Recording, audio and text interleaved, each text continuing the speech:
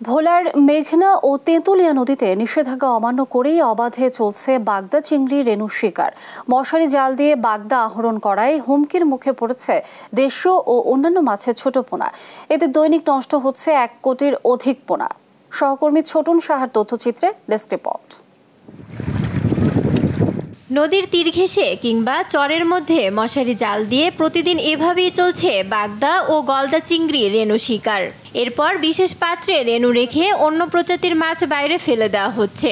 এতে দেশীয় প্রজাতির মাছ সহ অন্য প্রজাতির ছোট ছোট রেণুপোনা ধ্বংস হতে চলেছে। ভোলার মেঘনা ও তেঁতুলিয়া নদীর বিভিন্ন পয়েন্টে অবাধে বাগদা শিকার চললেও কোনো মাথা ব্যথা নেই প্রশাসনের।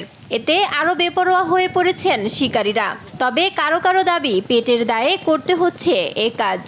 আমরা তো দইরা খাইতে তো একটা দইরা আমার সমিতি আছে যে অন্যান্য আছে যে এই কারণে যে না মাছটা তো আর কোনো ক্ষতির যাবে না, এটা তো দেশের উন্নয়নের জন্য মাছটা চাষ করা হয়। যে আমরা প্রথমে মাছ ধরি, তারপর অনেক রকম মাছ ওঠে, আর আমরা যেটা ধরি ওটা বাছাই করে তারপর অন্য মাছগুলো আছে সেগুলো পানি খালাই দিই। বাগদার অনকা 1500 আর বেশি দালাল আছে, দালালের সাতক্ষীরা ও বাগেরহাট সহ বিভিন্ন জেলায় ভোলার এ রেণুর চাহিদা থাকায় নির্বিচারে শিকারে নেমেছেন তারা।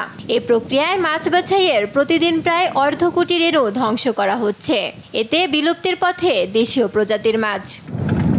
বাগদা শিকার বন্ধে জেলা মৎস্য কর্মকর্তা অভিযানের কথা বললেও বাস্তবে এর প্রতিফলন নিয়ে রয়েছে প্রশ্ন। আরও কয়েকদিন যাবৎ বেশ কিছু অভিযান পরিচালনা করেছি। এই অভিযানে আমরা তাদের ব্যবহৃত যে জালগুলো আছে সে জালগুলো জব্দ করেছি।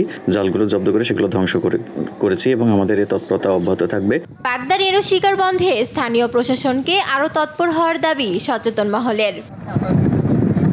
নিউজ ডেস্ক, দেশ টিভি।